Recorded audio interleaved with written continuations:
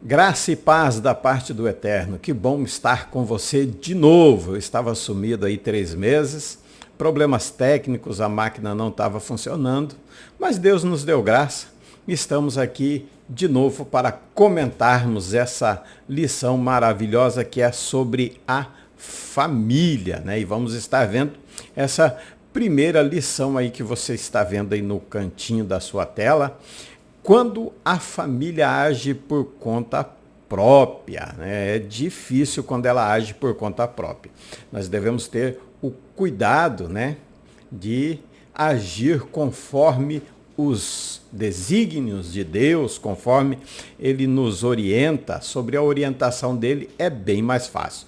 Agir por conta própria, esse conceito, ele está falando de tomar decisões ou agir sem considerar o conselho de Deus, a direção divina, enfim, a direção do Espírito Santo, ou e a orientação de pessoas mais sábias, que elas especialmente possuem uma autoridade, uma responsabilidade sobre nós. Quando eu sou filho, né, não seguir a orientação dos meus pais, do meu pai, da minha mãe, enfim. Quando marido, nós temos sim digamos, a obrigação, não obrigação, mas um dever de ouvirmos as nossas esposas, né? Então, agir quando a família age por conta própria. Primeira lição desse trimestre, dia 2 de abril, tá? Se eu vou me enrolar aqui um pouquinho, que nós não estamos mais acostumados a gravar como antes, mas vamos desenvolver alguma coisa aqui, tá bom? Vamos conversando, vamos falando, e você pode participar deixando o seu comentário aí embaixo no vídeo. Vamos lá? O textuário dessa lição diz o seguinte, na verdade, deixa eu falar um pouquinho antes do textuário. A leitura bíblica em classe, ela está em Gênesis, tá? No capítulo 12, versículo 1 e 3, e depois Gênesis 16, de 1 a 5. Eu estou aqui com a minha lição digital, que eu não peguei a física ainda, mas estamos aqui. O textuário está em Gênesis 17, 19, que diz o seguinte: na verdade, Sara, tua mulher, te dará um filho, e chamarás o seu nome Isaque, e com ele estabelecerei o meu conselho. A verdade prática, ela traz a seguinte mensagem: quando o ser humano se precipita a respeito dos planos de Deus, as consequências dessa ação são inevitáveis. Então nós temos que ter o cuidado de seguirmos o conselho de Deus. Primeiramente, acima de tudo, o conselho de Deus.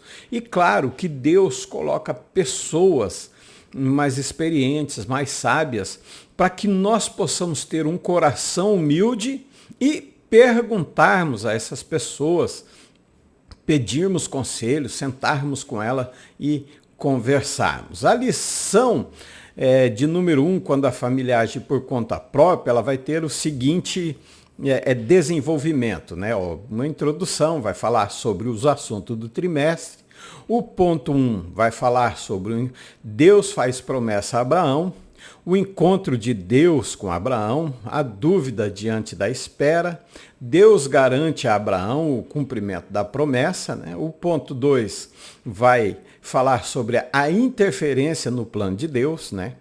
O ponto 1, a tentativa de Sara em ajudar a Deus. Os dois vacilam na fé, o problema da precipitação. O ponto 3 vai falar das consequências de uma decisão precipitada, né? Conflito na família de Abraão, a fraqueza de Abraão, uma opinião equivocada acerca de Deus, né? E a palavra-chave nós temos aí, não poderia ser outro mesmo, só poderia ser família, né? Diante desse termo família, família, numa definição próxima à Bíblia, é uma instituição divinamente criada e tem um papel fundamental na vida de todo cristão. Mas eu diria que ela tem um papel fundamental na vida em toda a sociedade. Uma vida de família, a família, essa instituição divina, ela vai ter uma abrangência muito grande dentro da sociedade. Mas quando age independente, né, de forma independente, longe dos princípios bíblicos, as dificuldades vêm, as dificuldades elas aparecem, tá? Então, nesse estudo, nós vamos examinar as escrituras, né, e para entender como a família pode agir, qual a forma correta, como devemos nos portar. Olha, é um termo tão, para mim, é um termo tão maravilhoso, um tema, né, um assunto tão grandioso, que para mim, se fosse o restante do ano, o segundo trimestre agora, o terceiro e o quarto, somente sobre a família, tanto os conflitos externos como os internos, e nós já estudamos uma lição sobre os ataques contra a família, seria maravilhoso nós desenvolvermos esse assunto, né? Vamos em frente? Então, família, ainda falando sobre os alicerces, isso eu estou falando só sobre a palavra-chave, tá? Nós não entramos na introdução ainda, eu estou falando sobre a palavra-chave família, tá? Ó, os alicerces de uma família cristã não é ter uma carteira de membro, a família estar na igreja, fazer um curso bíblico ou não faltar a nenhuma aula da escola bíblica dominical nesse trimestre, né? E aceitar Jesus. Não, os alicerces da família não são esses, né? Simplesmente aceitar Jesus. Muita gente aceita, mas não o segue. Nós precisamos seguir, nós precisamos tomar a nossa cruz a cada dia e seguir a Cristo. Dentro ainda desse termo, casamento, ele é uma construção da família, o arquiteto é Deus, e o que precisamos são 66 livros, 1.189 capítulos, 311.173 versículos.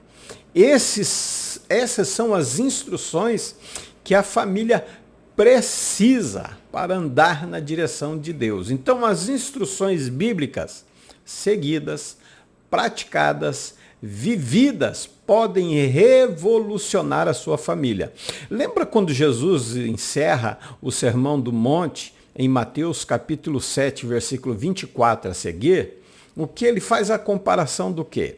De duas casas que estão no mesmo lugar, que estão na mesma região, que sofrem os mesmos ataques da natureza, ventos, chuva, água, enfim. Mas o que diferencia uma da outra é como ela foi construída. E o que vai diferenciar um crente do outro é o que Jesus diz: se praticar, se colocar em prática nos meus mandamentos, então você vai ser como uma casa construída na rocha. Então não é necessariamente ter um conhecimento, eu posso ter um conhecimento muito grande sobre o que é uma família, o relacionamento familiar, o relacionamento conjugal, o relacionamento com os filhos, mas não pôr em prática. Então não é digamos assim, um lucro muito grande, tá? Vamos em frente. Então dentro da família existe alguns valores básicos que eu quero que você acompanhe aí juntamente comigo, tá? Valores básicos que o tempo não pode mudar, não vai mudar. Então eu separei 12 valores, são mais, se nós formos ver, tem muitos, né? Mas eu separei 12 valores sobre a família que são básicos, assim, e eles não mudam com o tempo, tá? Eles não mudam. Vamos lá? O primeiro é o quê? O primeiro nós temos obediência. Sem obediência dos filhos aos pais, não há possibilidade de nós termos uma família, eu não diria perfeita, porque família não existe família perfeita, e sim a família ideal. Vamos estar falando sobre isso ao longo desse trimestre, tá bem? 2, lealdade. Precisa-se de lealdade dentro da família. 3, caráter. Precisa ter caráter para ser pai, para ser mãe, para ser filho. Precisa de amor para com a esposa, para com os filhos, para com o marido. Precisa ser uma família unida. Nós precisamos ter união dentro da família, coisa que está faltando muito. Cooperação. Deixe-me falar um pouco dessa cooperação, tá? Cooperação com a família, tá? Nós temos que ter cooperação. Eu falo em alguns lugares que eu vou dizer, né? Nós, homens, cooperamos muitas vezes pouco dentro da família, muito pouco mesmo, tá? Nós damos a desculpa que trabalhamos fora, que temos a nossa atividade e deixamos todo o resto com a esposa, o que não é certo. Nós precisamos de cooperação, tarefas mínimas que diminuam a atividade da esposa no lar. Lavar um prato, lavar uma louça, secar, enfim, tirar o lixo para fora. Isso são tarefas que podem amenizar a ocupação da esposa, os filhos. Eu falo sempre, a mãe tem que tirar o nome, colocar o nome na porta do quarto do filho, a van. Por quê? Quando ela entra, que ela sai com um jogo de copo, um jogo de talher, um jogo de prato.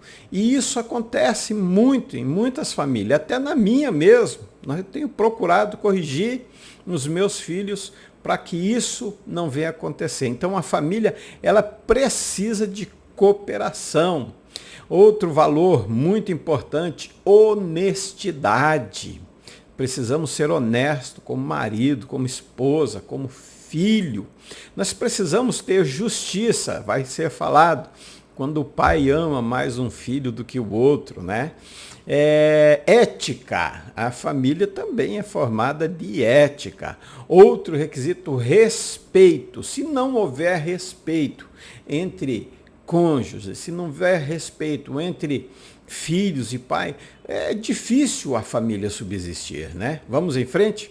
O próximo é fidelidade. Não existe respeito sem fidelidade e não existe fidelidade sem respeito. E por último eu coloquei aqui responsabilidade. Olhe bem, deixe-me falar sobre responsabilidade.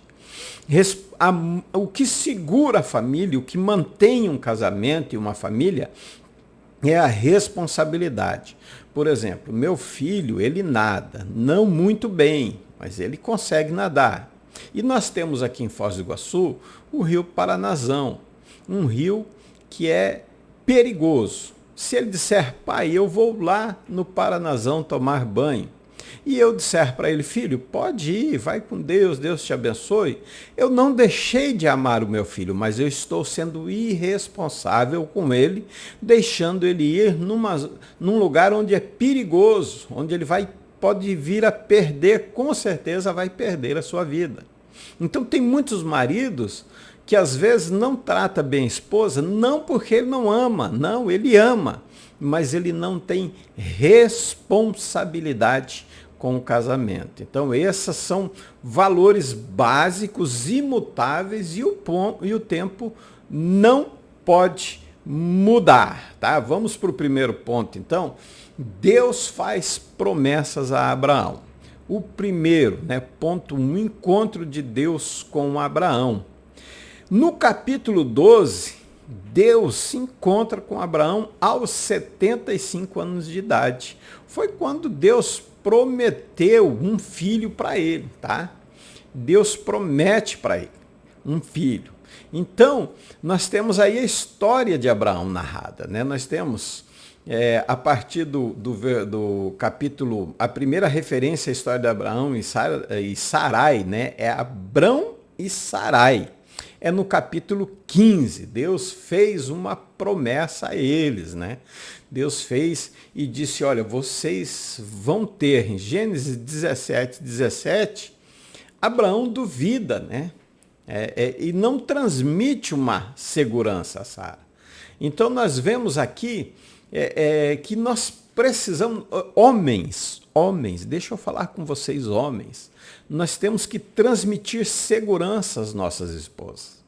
Nós somos os sacerdotes da casa. Deus promete, olha, Deus prometeu uma grande descendência a Abraão em Gênesis, no capítulo 12, versículo 14. Lá em 15, ele vai falar com Sara e Abraão. Então Deus promete e nós precisamos crer. Olhe bem, em fevereiro de 2003, uma irmã usada por Deus, ela profetizou 3 coisas para a minha vida. Em 2023, fevereiro agora, fez 20 anos. 2 se cumpriram.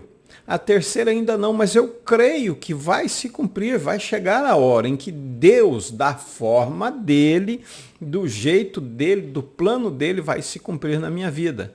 Então o marido, ele precisa, o esposo, o sacerdote da casa, ele precisa transmitir com segurança, uma segurança à esposa. Por mais que a mulher seja proativa dentro do lar, ela sempre vai procurar um lugar seguro. E aonde? É no marido, tá? Inclusive, eu sempre falo na escola bíblica dominical que eu trago aqui subsídio. Mas desta vez eu resolvi comentar a lição com vocês, tá? O segundo ponto, então, ela procura onde se amparar. Segundo, no capítulo 15, Deus faz uma promessa. Primeiro, ele promete uma descendência. Segundo, ele faz uma promessa de um herdeiro. E 3, finalmente, quando Isaac, o filho da promessa, nasce, o patriarca tinha 100 anos. Então, se eu for pensar, olhe bem, quando Deus fala com Abraão, ele tinha 75. Levou 25 anos para cumprir a promessa dele. Eu estou esperando a 20. Então não me custa esperar uns 5 ou 1, eu não sei quanto tempo. Mas a maior tranquilidade que nós temos vai ser o quê? Esperar em Deus para que essa promessa se cumpra através dele na minha vida. Então, às vezes, Deus fala, por exemplo, em fevereiro de 2003, ele disse que ia me curar do câncer. Em setembro, ele me curou. Então, algumas promessas, elas são e precisam ser cumpridas num curto espaço de tempo. Mas algumas não é cumprida conforme o desejo de Deus, tá? Ponto 2. Dúvida diante da espera, né? Deus faz a promessa, Abraão não conseguia ver a realização do sonho do casal, né? Não é diferente comigo também. Você acha que nesses 20 anos em que Deus prometeu para mim, às vezes não paira a dúvida sobre essa questão? Sim, paira, acontece. Deus unge Davi como rei. E não é no mesmo momento, ele volta a apacentar ovelhas. Ele volta a fazer o trabalho que ele estava fazendo. Então nós precisamos confiar. E nós tivemos uma EBJ maravilhosa esse final de semana que passou. E o pastor Pablo Arthur falou, ou você confia plenamente no Senhor, ou não confia, porque com ele não existe meia confiança. E é isso que nós queremos passar a você neste momento. A dúvida na espera, porque a pior coisa que pode existir é esperarmos, né? Termos que esperar, né? Às vezes somos bloqueados, dúvidas impedem de nós enxergarmos que Deus está ao nosso lado. Às vezes a dúvida, olhe bem, eu estava com câncer em 2003. Fevereiro, Deus usou essa irmã e disse, olha, eu vou te curar. Eu precisava de uma cura urgente, mas eu não sabia. Na realidade, não existia um diagnóstico de câncer ainda. Então, não tinha ideia. Diante da espera da cura, em que ele disse, e eu tinha certeza que ele ia me curar, vem a dúvida. Somos seres humanos, somos falhos. Precisamos sempre do auxílio de Deus, né? Ponto. Então, a espera é uma coisa terrível, né? Por isso nós devemos ter o quê? O fruto do Espírito. Que lá nos últimos frutos, nas últimas parte do fruto é mansidão e temperança. Se nós somos mansos, nós vamos ter uma temperança, um domínio próprio de esperar a promessa de Deus em nossas vidas. Foi o que não aconteceu com Abraão e às vezes não acontece com nós também. Deus garante, olhe bem, Gênesis 15:4, traz a promessa de um filho. No versículo 7, eu sou o Senhor. Ele está dizendo, olha, não é um homem, não é o homem que está te prometendo. Não é um rei, por mais poderoso que ele possa ser, esse rei pode vir a falhar. A melhor intenção que eu, como ser humano, tenho, eu posso vir a falhar com você. Mas Deus não, Deus é o único que ele promete e cumpre. Olha só, Timóteo, capítulo 2, né? Deixa eu abrir a minha Bíblia aqui para você. Timóteo, capítulo 2, vamos pegar um versículo aqui. Eu ia pegar a Bíblia física, mas o celular é uma bênção também. Ele também tem Bíblia, né? Deixa eu ver aqui direitinho. Primeiro, 2 Timóteo, se eu não me engano, né? 2 Timóteo, portanto, sofremos... deixa eu achar aqui, eu vou achar. 2 Timóteo, ele diz assim, ainda que eu e você, nós formos infiéis, ele continua fiel. Ele continua sendo fiel porque ele não pode negar a si mesmo, né? Ele não pode negar a ele. É 2 Timóteo 2:13. Olhe bem, eu abri certinho que estava só achando o 13. Se formos infiéis, né?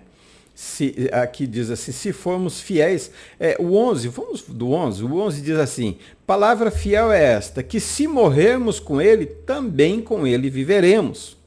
Se sofrermos, também com ele reinaremos. E se negarmos, também ele nos negará. Mas o 13 é maravilhoso, ele diz assim, se formos infiéis, ele permanece fiel. Não pode negar a si mesmo. Então, quem promete o filho a Abraão é Deus. E ele diz, eu sou o Senhor. Abraão não tinha o Novo Testamento. Abraão não tinha as cartas de Paulo para direcionar. Então, há necessidade de Deus falar para ele, não, sou eu que estou falando para você. E eu prometo e eu cumpro aquilo que eu prometo. Deus, ele garante, Deus cumpre. Salmo 89:34 diz, vamos ler Salmo 89:34 para nós comentarmos direitinho o que está lá. 89:34, ele fala sobre a fidelidade dele com o salmista. Olhe bem, ele diz assim, não quebrarei a minha aliança, não alterarei o que saiu dos meus lábios. Deus, ele é fiel, mas deixa eu te fazer uma pergunta, tá? Abraão vacilou na fé. Abraão não teve assim uma firmeza para esperar em Deus. E você? É muito fácil falar de você, como está a sua fidelidade com Deus, como está a sua confiança em Deus. Mas eu volto a pergunta para mim também, porque nós somos partes de um só corpo. E essa pergunta, ela serve a mim, como está a minha fidelidade com Deus? Como está a minha confiança em Deus? Ou eu ando preocupado? Lembra em Mateus, ele diz, não estejais preocupado com o que comer, com o que vestir, com o dia de amanhã, porque basta cada dia o seu mal. Ontem nós não podemos mudar, porque já foi. O amanhã não nos pertence, porque não sabemos se chegaremos. O que nos importa é hoje. E eu fico até assim, não sei nem me expressar o meu sentimento, mas é uma pergunta muito forte. Como anda a nossa confiança em Deus? É Ele que nos garante. Não é homem, mas sim Ele, né? A sinopse do tópico 1 diz: Deus fez uma promessa Deus fez a promessa de uma grande descendência a Abraão. A espera acabou gerando dúvida, mas o Senhor garante aquilo que Ele promete. Que maravilha! Eu te convido a você confiar um pouco mais em Deus. Eu vou melhorar ainda. Eu convido a nós confiarmos um pouco mais em Deus. Ah, mas eu confio. Não, talvez você somente acredite nele, que ele possa fazer. Confiar é viver como se já fosse cumprir na sua vida. É uma lição maravilhosa a confiança em Deus. Vamos para o ponto 2, interferência no plano de Deus. A tentativa de Sarai, ainda era Sarai, em ajudar a Deus. Na vida conjugal é importante casal crente consulte a Deus em tudo. Nesse sentido, Abraão deveria convencer a sua mulher. Olhe bem, eu gostei, achei maravilhoso esse comentarista, o pastor Elienay Cabral, se eu não me engano é esse, deixa eu ver, mas é ele sim, é o Elienay Cabral, no sentido que deveria convencer a sua mulher, a sua esposa, a consultar a Deus. Por que ele deveria, pedir à sua esposa para ela consultar a Deus? Da mesma forma como Deus fala primeiro a Adão, fala, da árvore do conhecimento do bem e do mal, você não vai comer, nem você, nem a sua esposa, tá? Eu estou vendo aqui, estava procurando no celular, é o Elienay Cabral mesmo, Deu um branco, tem hora que dá um branco, foge tudo da memória, mas vamos lá. Então, Deus sempre vai colocar a responsabilidade maior sobre os nossos ombros. Nós somos o homem da casa, o sacerdote. Deus fala a Adão, não faz isso. E Adão transmite o conhecimento à esposa. Então, 1 Reis, vamos ler lá, vamos acompanhar a leitura. Hoje eu estou comentando a lição com vocês, tá? Na próxima eu trago um subsídio. Nessa eu quero comentar, achei muito boa a lição. 1 Reis 8:56 diz o seguinte, olhe bem, 8:56 diz: Bendito seja o Senhor que deu repouso ao seu povo Israel. Segundo tudo o que disse, em uma só palavra, caiu todas as suas boas palavras que falou pelo ministério de Moisés, seu servo. Então, olhe bem, eles falando um comentário aqui sobre o que Deus falou a Moisés e cumpriu. Nenhuma só palavra caiu. Lembra de Timóteo, 2 Timóteo capítulo 2, versículo 13?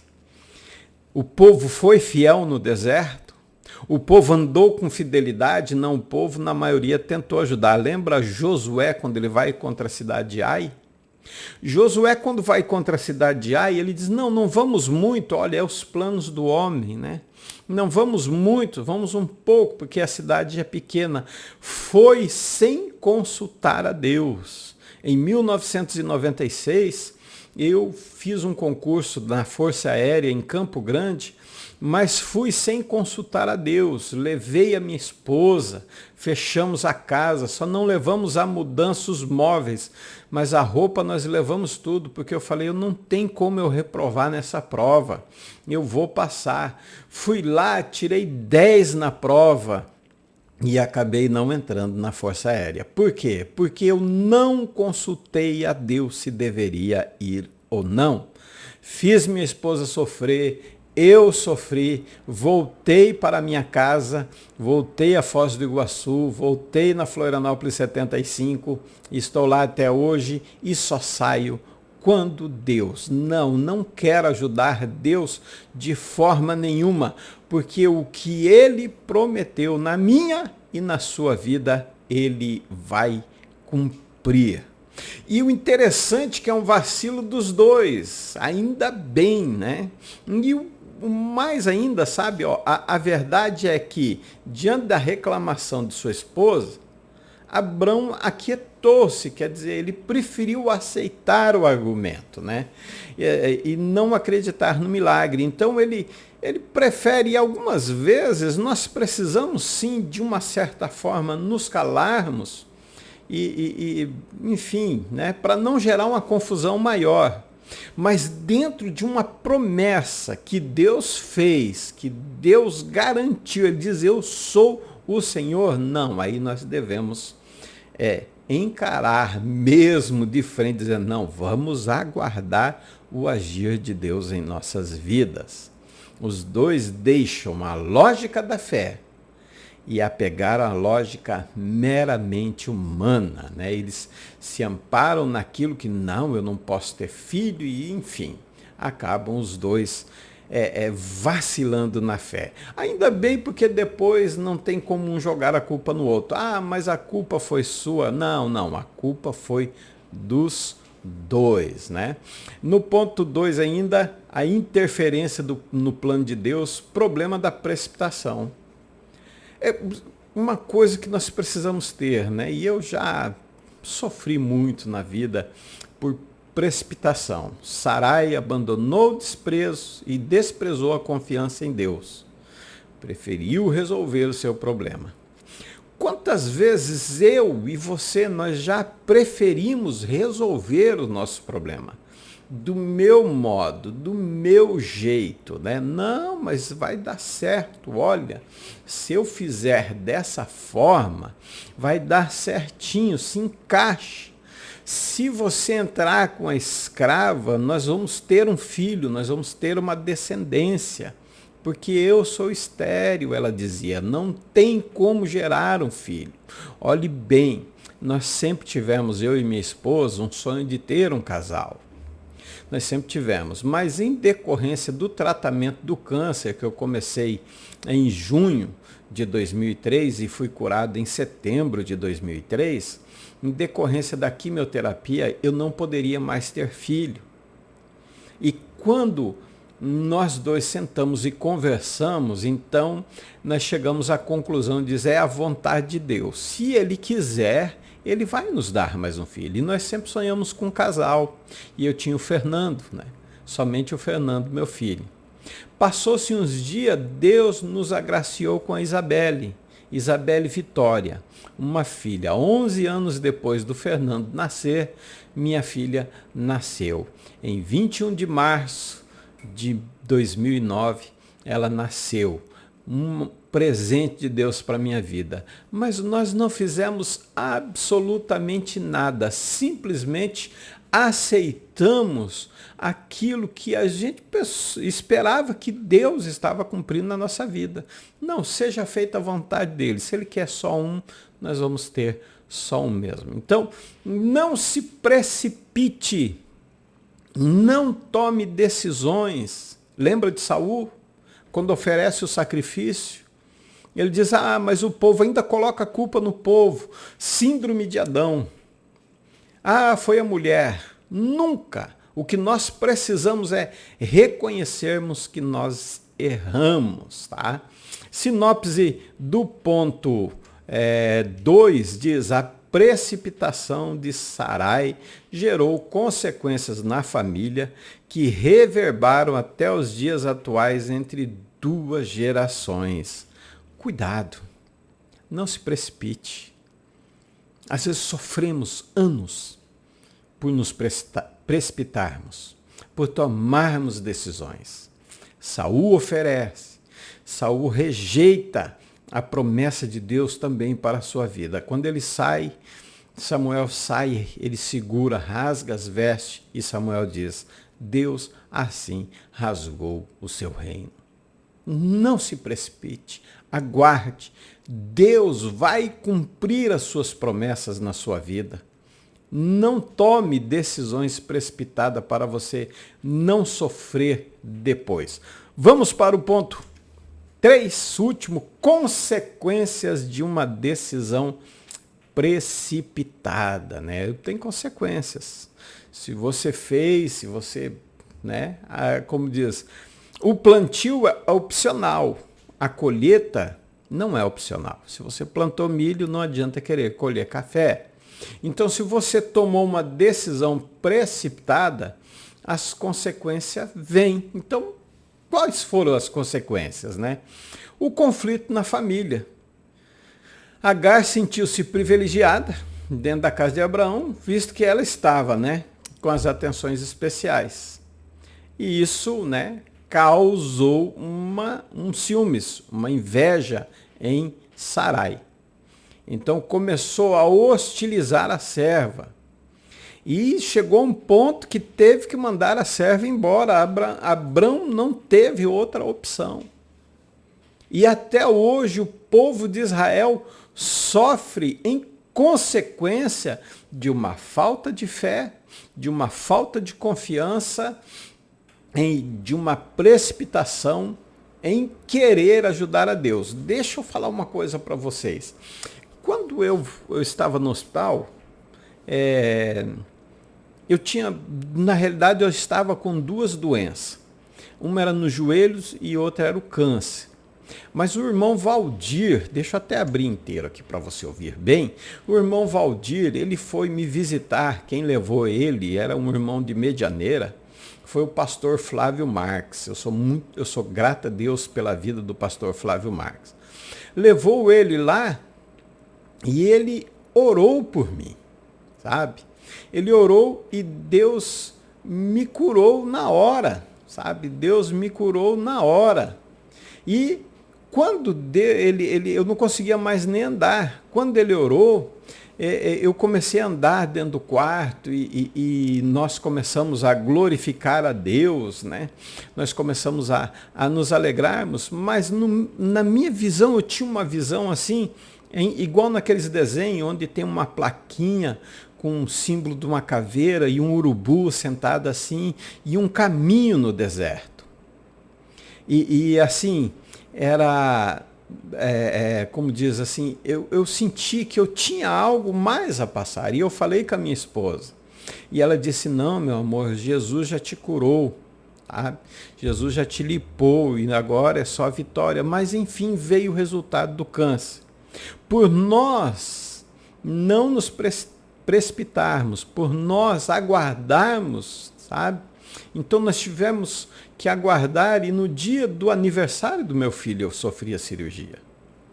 Então, por nós termos esse aguardo dentro daquela situação, nós tivemos fé, esperamos e não deixei cortar o meu joelho, porque o irmão Valdir orou por mim e Deus curou das pernas. Mas veio um problema depois. Então, a decisão precipitada, ela gera um conflito muito grande na família. Mas, graças a Deus, eu e minha esposa, naquela época, nós não nos precipitamos. Nós não deixamos cortar o meu joelho. Foi feita uma cirurgia no fêmur para ver. Então, as consequências da falta de fé, daquilo que Deus, elas vêm. Como nós cremos em Deus, nos entregamos, fui curado do joelho. Sim, no sábado, se eu não me engano, foi dia 8 de junho de 2003. E fui curado do câncer dia 13 de setembro de 2003. Então, o conflito até hoje traz consequência esse povo árabe contra o povo de Israel. Consequência do quê? De uma desobediência na decisão precipitada. Então, não se precipite, tá? Não se precipite. Ela traz conflito. Fraqueza de Abrão, não teve firmeza em persuadir a Sarai, né, diante do conselho de ter o filho com Agar, a confiar em Deus nas suas promessas. Olha, eu me entendo que nós somos seres humanos. Nós passamos por situações onde às vezes nós precisamos nos entregar totalmente a Deus. Logo depois que Deus me curou, no ano de 2005 até 2006, eu passei uma crise financeira muito grande. Eu fiquei 1 ano e 4 meses sem receber nem um centavo. Na realidade, não foi uma crise financeira, né? Teve os momentos difíceis, sim. Mas Deus cuidou de mim 1 ano e 4 meses. Nós passamos depois crises financeiras.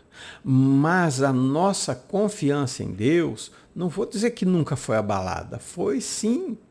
Eu entendo Abraão. Eu entendo a sua fraqueza. São tantas lutas, tantas dificuldades e o tempo vai passando e a resposta não vem. Foram 25 anos esperando o filho.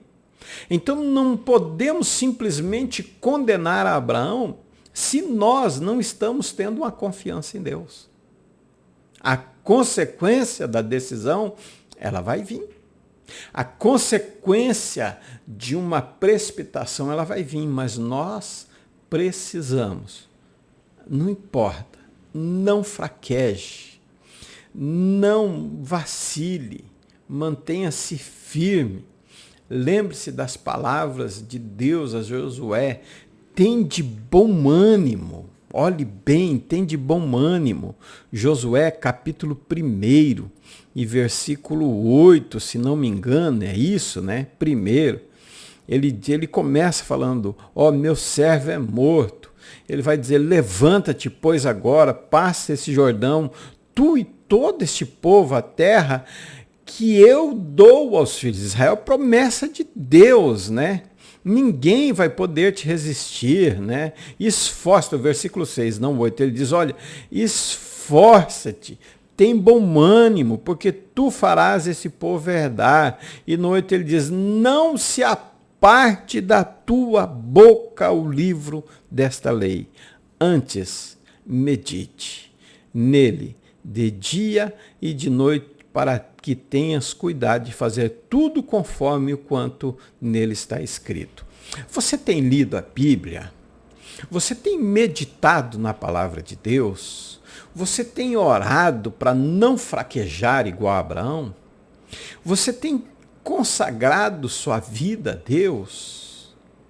Nós precisamos nos entregar um pouco a Ele.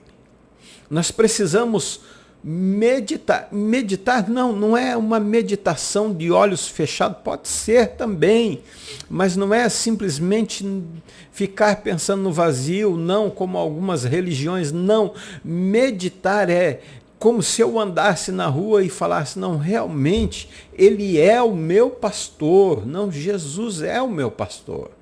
E Ele não me falta, Ele me faz andar por verdes pastos, Ele me conduz a águas tranquilas. E lá no versículo onde diz refrigera, no original do hebraico está dizendo restaura minha alma. Isso é meditar, é saber que eu tenho um pastor que cuida de mim, que me guia, ainda que eu passe pelo vale da sombra da morte, como eu passei pelo câncer, como eu fui curado, você também, às vezes está aguardando doente, não fraqueje, não desanime, Deus está ao teu lado. Mantenha-se firme diante dessa situação. Não vamos dar lado, né, de fraquejar, de ver que a solução do homem é melhor do que a de Deus, não de forma nenhuma, né? Uma opinião equivocada acerca de Deus. Bem, se ele tem uma fraqueza, né, ele tem uma opinião equivocada, né? Portanto, é preciso atentar para uma preciosa lição. Olha só, os homens de Deus têm um papel de mentores espirituais em suas casas e, por isso, não podem deixar de governá-la com sabedoria. 1 Timóteo capítulo 5 capítulo 3, versículos 5 a 6, diz, vamos ver lá, eu lembro mais ou menos de cor, né? Se não governa bem a sua própria casa, né? Vamos ver, 1 Timóteo 3, 5 e 6. Porque se alguém não sabe governar a sua própria casa, terá cuidado da igreja de Deus? Convém também que tenha bom testemunho dos que estão de fora, para que não caia na afronta e o laço do diabo. Esse é o 7, né? O 6 diz assim, não neófito, para que não ensoberbecendo-se, não caia na condenação do diabo. Então nós temos que ter um papel de governar primeiro bem a nossa casa. Depois nós vamos ver, né, o que podemos fazer com a obra de Deus. Mas o primeiro governo, a primeira igreja, o primeiro pastorado é da minha casa. E eu tenho um conselho para você. Vamos ver? O sinopse do 3º ponto diz o seguinte: uma decisão precipitada gera consequências que vão desde conflito na família a equívocos acerca de Deus. Então não se precipite, não se precipite. Não tome decisões precipitadas. Confie. Tá difícil? Tá, eu sei que tá. Não precisa você me contar.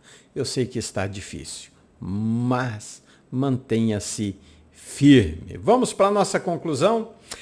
Esta lição nos ensina a respeito das promessas de Deus para a vida do crente. Entretanto, ela alerta para o perigo de nos precipitarmos com interferências no cumprimento das promessas de Deus. Então, é um aviso.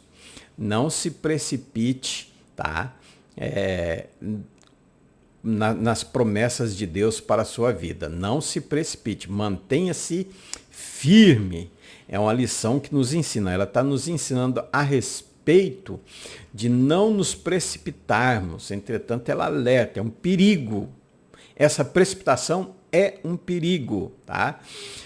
Ainda diz na conclusão, vimos que esse tipo de atitude trouxe consequências graves e vai trazer consequências graves para a sua família. Que Deus nos livre de interferirmos em seus planos, pois sabemos que a vontade dele, não a sua, a dele é boa, é agradável e é perfeita. Deixa eu te falar uma coisa. Os meus planos, eles têm 50% da chance, os meus. Os planos de Deus, eles são 100% de chance de acontecer. Os meus são 50%. Pode ou não. De Deus é 100%. Shalom Vrahá. Até a próxima. Lehi Traot. Se Deus nos permitir, estaremos aqui comentando ou trazendo um subsídio para a lição de número 2. Fiquem todos na paz do Senhor.